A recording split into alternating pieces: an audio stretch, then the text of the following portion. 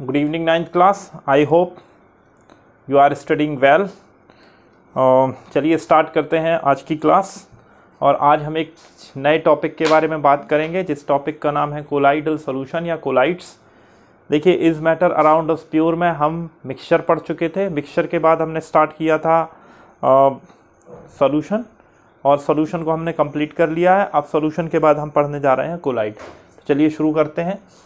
Collide के बारे में पढ़ने से पहले ये जान लीजिए, कोलाइड्स जो है वो एक इम्पॉर्टेंट टॉपिक है। एग्ज़ाम के पॉइंट ऑफ व्यू से वो बहुत ज़रूरी है। चाहे आप बोर्ड एग्ज़ाम की बात करें, चाहे आप कॉम्पिटिटिव एग्ज़ाम की बात करें, इस पार्ट से सीधे सीधे और बहुत ही आसान क्वेश्चन आपके एग्ज़ाम में बनते हैं।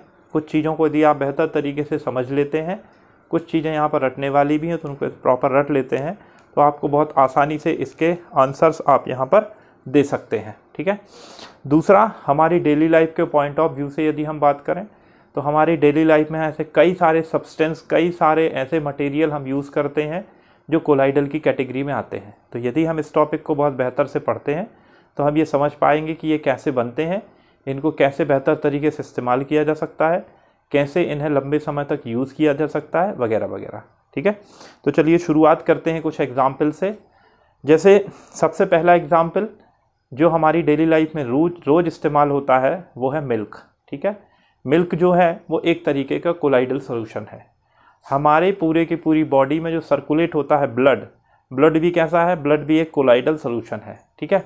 इसके बाद हम बात करें कि हमारे आसपास जो कलर्ड ग्लासेस हमको देखने को मिलते हैं, तो कलर्ड ग्लासेस भी क्या होते हैं, कई सारे कलर्ड ग्लासेस कोलाइडल सिस्टम होते हैं, कोलाइड्स होते हैं। जो जेम्स स्टोन वगैरह अंगूठियों में इस्तेमाल होते हैं, ये भी क्या होते हैं, कोलाइड्स होते हैं। अब बहुत सारी क्रीम्स, चाहे वो फेस क्रीम हो, चाहे वो हेयर क्रीम हो, किसी भी तरीके की क्रीम का जो इस्तेमाल करते हैं वो भी कोलाइडल सिस्टम ही होती हैं। बहुत सारी मेडिसिन्स जो होती हैं, सिरप बेस जो होती हैं, वो भी कोलाइडल हैं। तो ऐसी स्थिति में अब आप समझ रहे होंगे कि कोलाइड्स कैसे बनते हैं, इनकी क्या प्रॉपर्टीज़ होती हैं, ये जानना हमारे लिए बहुत ज़रूरी है। तो चलिए शुरू करते हैं, कोलाइडल क्या होते हैं। ठीक है। सबसे पहली चीज़, कोलाइडल जो होते हैं दैट इज हेट्रोजीनियस सिस्टम। कैसे होते हैं, हेट्रोजीनियस नेचर के होते हैं। होमोजीनियस और हेट्रोजीनियस के बारे में हम पहले ही पढ़ चुके हैं। होमोजीनियस में पार्टिकल्स क्या होते हैं, पार्टिकल्स की साइज एक सी होती है। हेट्रोजीनियस में पार्टिकल की साइज अलग अलग होती है। अब यहाँ पर ये होते हेट्रोजीनियस हैं, लेकिन देखने में हमको ऐसे लगते हैं जैसे ये क्या है, होमोजीनियस सिस्टम हो। कैसे हो, होमोजीनियस सिस्टम हो। अच्छा, ये जो हेट्रोजीनियस सिस्टम है ये बेसिकली दो तरीके के पार्टिकल्स या दो तरीके की फेज से मिलकर बनता है। एक हम बोलते हैं जिसे हम डिस्पर्शन मीडियम, और दूसरा हम बोलते हैं डिस्पर्स्ड फेज। तो हमारा जो कोलाइड होता है वो हेट्रोजीनियस सिस्टम होता है जो कि दो तरीके की फेज से मिलकर बनता है। एक को हम बोलते हैं डिस्पर्शन मीडियम और दूसरा होता है डिस्पर्स्ड फेज। और इन दोनों ही फेज में जो डिफरेंस होता है वो डिफरेंस इनकी साइज का होता है। काय का डिफरेंट होता है, पार्टिकल साइज का। ठीक है। इनकी जो मीडियम की पार्टिकल साइज होती है वो स्मॉल होती है, और इसकी जो पार्टिकल साइज होती है वो लार्ज होती है। ठीक है। और बेसिकली कोलाइड को जो रिप्रेजेंट करने वाली जो पार्टिकल साइज होती है, ठीक है, वो डिस्पर्स्ड फेज की ही होती है। मैं फिर से रिपीट कर रहा हूं कि जो कोलाइड्स होते हैं वो हेट्रोजीनियस सिस्टम होते हैं जो कि किससे मिलकर बनते हैं, डिस्पर्सन मीडियम और डिस्पर्स्ड फेज से मिलकर बनते हैं। डिस्पर्सन मीडियम आपका वाटर भी हो सकता है। अब वाटर होगा तो वाटर में क्या होंगे, मॉलिक्यूल्स होंगे वाटर के, और उनकी साइज वही होगी जो ट्रू सॉल्यूशन के अंदर होती है। मतलब किसी भी सिस्टम को कोलाइडल बनाए रखने की जो टोटल रिस्पॉन्सिबिलिटी होती है वो डिस्पर्स्ड फेज के पास होती है। यदि डिस्पर्स्ड फेज की साइज कोलाइडल मीडियम की साइज से मैच करेगी तो वो सिस्टम कोलाइडल होगा। अच्छा, कोई सिस्टम कोलाइडल कब होगा, इसका जो नेचर है वो किस चीज पे बेस्ड होगा कि कोई सिस्टम कोलाइडल कब होगा, डिस्पर्स्ड फेज की साइज पर। और वो जो पार्टिकल्स की साइज होगी वो 1 नैनोमीटर से लगा करके 100 नैनोमीटर के बीच में होनी चाहिए। This is important point.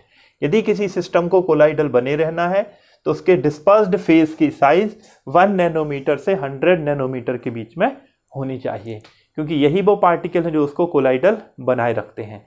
इससे यदि कम साइज हो जाएगी तो वो ट्रू सॉल्यूशन हो जाएगा, इससे ज़्यादा साइज हो जाएगी तो वो सस्पेंशन हो जाएगा। तो डिस्पर्स्ड मीडियम क्या इस रेंज में हो सकता है? बिल्कुल हो सकता है, लेकिन जरूरी नहीं है। वो आपके उससे कम रेंज में भी हो सकता है 1 नैनोमीटर से, और इस रेंज के बीच में भी हो सकता है। बट इससे ज़्यादा यदि साइज होगी तो वो क्या बन जाएगा? सस्पेंशन बन जाएगा। तो ये तो हमारी हो गई किस चीज़ की डेफिनेशन? ये हमारी कोलाइडल की डेफिनेशन हो गई। अब कोलाइडल के बहुत सारे अलग अलग टाइप होते हैं। टाइप किस बेस पे होंगे? देखिए, डिस्पर्सन मीडियम और डिस्पर्स्ड फेज, हमारे पास दो चीज़ें हैं। अब मान लीजिए डिस्पर्सन मीडियम हमारे पास सॉलिड है, लिक्विड है या गैस है। उसी तरीके से डिस्पर्सन मीडियम क्या क्या है, उनके बेस पे हमारे कोलाइडल अलग अलग होते हैं। और ये बहुत इंपॉर्टेंट है आपके एग्जाम आपके पॉइंट ऑफ व्यू से, क्योंकि ये कई बार पूछे जाते हैं। तो आइए हम जरा इनको डिटेल से पढ़ते हैं। एक तरीके से ये हमारे टाइप ऑफ कोलाइड ही है। अब मैं यहां पर क्या करता हूं, यहां लिख देता हूं डिस्पर्स्ड फेज, यहां मैंने लिख दिया है डिस्पर्सन मीडियम,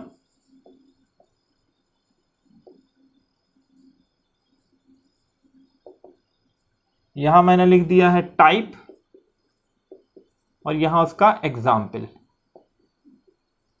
ठीक है, यहां मैं इन वर्ड का इस्तेमाल करता हूं जिससे हमें चीजों को समझने में थोड़ी सी आसानी हो जाएगी।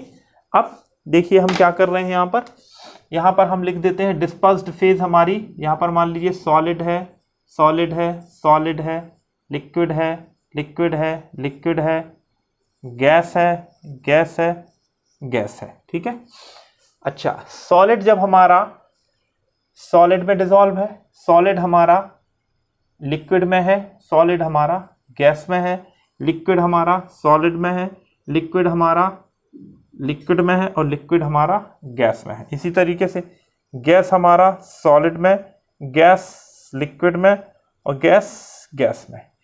देखिए मैंने क्या किया है, मेरे पास, मैं पहले केस से चलता हूँ 1 बाय 1। मेरे पास डिस्पर्स्ड फेज है।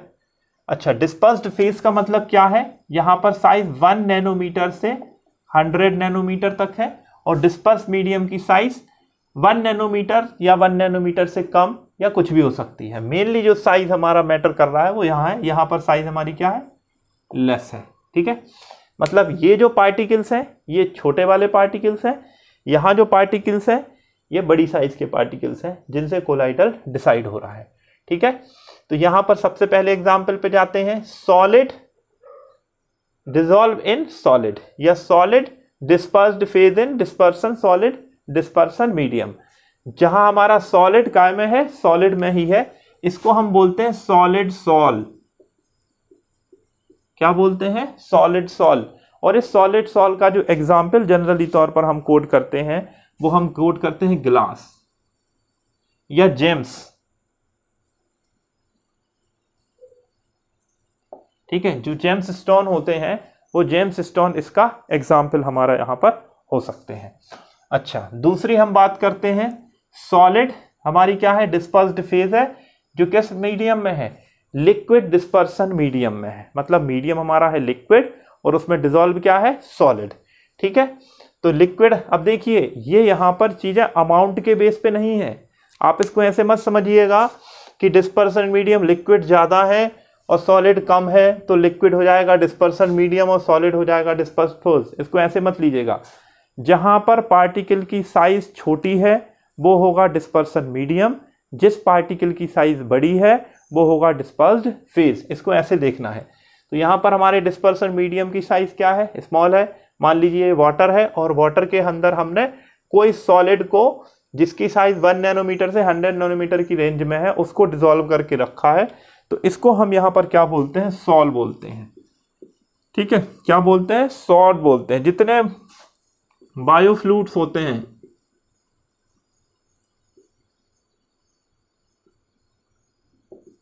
जितने बायो फ्लूइड्स होते हैं, या फिर हम कह सकते हैं कुछ और एग्जाम्पल यदि हम देखना चाहें यहाँ पर, पेंट्स जो हैं, तो पेंट्स हैं या जितने सेल फ्लूइड्स हैं, ये सारे के सारे आपके क्या होते हैं, सॉल्व होते हैं। अच्छा, इसके बाद अगले केस की तरफ चलते हैं। सॉलिड डिस्पर्स्ड फेज किस में घुला हुआ है, गैस में घुला हुआ है, तो इसको हम क्या बोलेंगे, इसको हम बोलेंगे एरोसॉल। और ये क्या होगा, इसका एग्जाम्पल क्या होगा, स्मोक, या फिर क्या हो सकता है, डस्ट पार्टिकल्स। ठीक है, यदि ये कोलाइडल के साइज रेंज में है तो ये हो जाएंगे। ओके, तो ये हमारे डिस्पर्स्ड फेज जब सॉलिड 3 स्टेट में होते हैं, तीनों के एग्जाम्पल हो गए। तीनों में आप ध्यान रखिएगा, देखिए सॉल वर्ड तीनों में आपका यहाँ पर आ रहा है। जहाँ पर सॉलिड आपका डिजॉल्व है वहाँ पर सॉल वर्ड का इस्तेमाल पक्का है। इसके बाद हम बात करते हैं, लिक्विड हमारा डिस्पर्स्ड फेज है और जो सॉलिड में डिजॉल्व है, मतलब सॉलिड की पार्टिकल साइज यहाँ कम है और लिक्विड की साइज क्या है, ज़्यादा है। अच्छा, इसको क्या बोला जाता है, इसको बोला जाता है जेल। ध्यान रखिएगा, सॉल किसको बोला गया, जब सॉलिड लिक्विड में है, और जब लिक्विड सॉलिड में है तो क्या बोलेंगे इसको, इसका इसके साथ है ये। ठीक है, इसको क्या बोलेंगे हम यहाँ पर, जेल बोलेंगे। और जेल के जो एग्जाम्पल है उसमें हम लेते हैं चीज, पनीर। ठीक है, चीज हो गया, पनीर हो गया, बटर हो गया। कई बार इनको लेकर के कहीं कहीं कुछ कंफ्यूजन है, तो थोड़ा सा इनको ध्यान रखिएगा। ठीक है, सॉलिड आपका लिक्विड सॉलिड में डिसॉल्व है, डिस्पर्सन मीडियम आपका क्या हो गया, सॉलिड, डिस्पर्स्ड फेज हो गई आपकी लिक्विड, तो इसको हम बोलते हैं जेल। कई बार सीधा क्वेश्चन पूछा जाता है जेल किसे कहते हैं, तो लिक्विड आपकी क्या है, डिस्पर्स्ड मीडियम है और डिस्पर्स्ड फेज है, और सॉलिड क्या है आपका, डिस्पर्सन मीडियम है। अच्छा, लिक्विड इन लिक्विड, तो इसको हम क्या बोलते हैं, इमल्सन। और इसका एग्जाम्पल है मिल्क।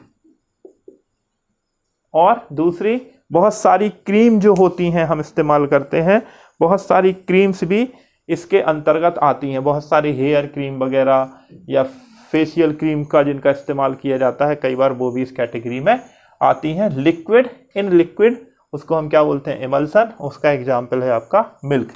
लिक्विड इन गैस, ठीक है, डिस्पर्स्ड फेज हमारा क्या है, और लिक्विड है और वो काय में है, डिस्पर्सन मीडियम हमारी क्या है, गैस है।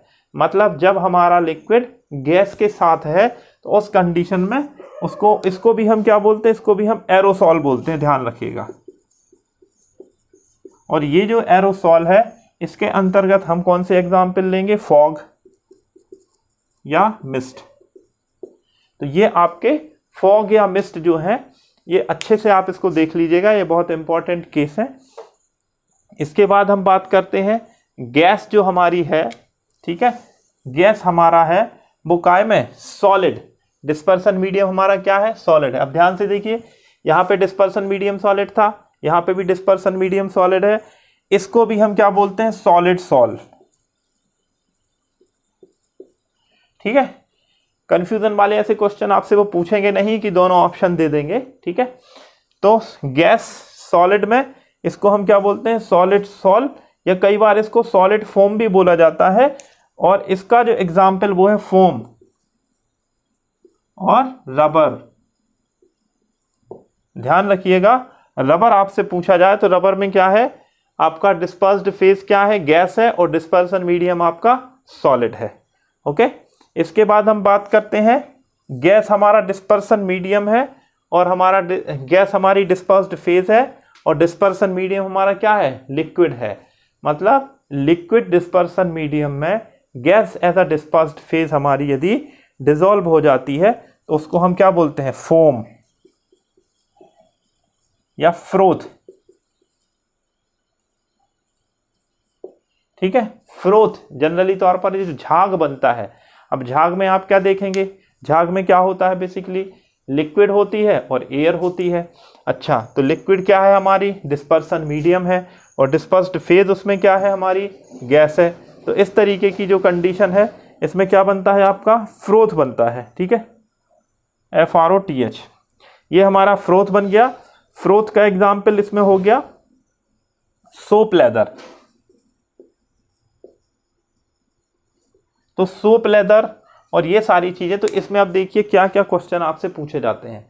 इसमें जैसे वो आपको ऐसा दे सकते हैं कि जो जेल है, जेल में डिस्पर्सन मीडियम क्या है, ये पूछ लेंगे। डिस्पर्स्ड फेस क्या है, एमल्शन का एग्जाम्पल बताइए, चीज़ किस कैटेगरी में आता है, बायोफ्लूइड्स किस कैटेगरी में आते हैं, पेंट्स किस कैटेगरी में आते हैं, वार्निश किस कैटेगरी में आते हैं। तो इस तरीके से क्वेश्चन आपसे पूछे जाते हैं। लास्ट जो हमारा है गैस इन गैस। तो देखिए कोई भी गैस जो होती है वो हमेशा किस मॉलिक्यूल फेज में पाई जाती है, और जब गैस मॉलिक्यूल फेज में पाई जाती है तो उसकी साइज जो है वो डिस्पर्सन मीडियम और डिस्पर्स फेज की साइज कभी भी कोलाइडल के इक्वल हो ही नहीं सकती है, उससे हमेशा क्या होगी, कम होगी। इसलिए गैस और गैस जब भी मिलेंगे, एक गैस दूसरी गैस के साथ जब भी मिलेगा तो वो क्या बनाएगा, वो हमेशा ट्रू सॉल्यूशन ही बनाएगा यदि मिक्सचर बनाता है तो। ठीक है, तो इस तरीके से ये हमारा जनरल इंट्रोडक्शन ऑफ कोलाइड यहाँ पर कंप्लीट होता है, जिसमें हमने कोलाइड की डेफिनेशन देख ली। कोलाइड की डेफिनेशन के बाद हमने कोलाइड के अलग अलग एग्जाम्पल देख लिए। नेक्स्ट क्लास में हम ये देखेंगे कि कोलाइड कैसे स्टेबल होते हैं, उनके टाइप्स क्या होते हैं और उनकी प्रॉपर्टीज़ क्या होती हैं। ओके, चलिए आज इस क्लास को हम यहीं स्टॉप करते हैं। Thank you to all of you.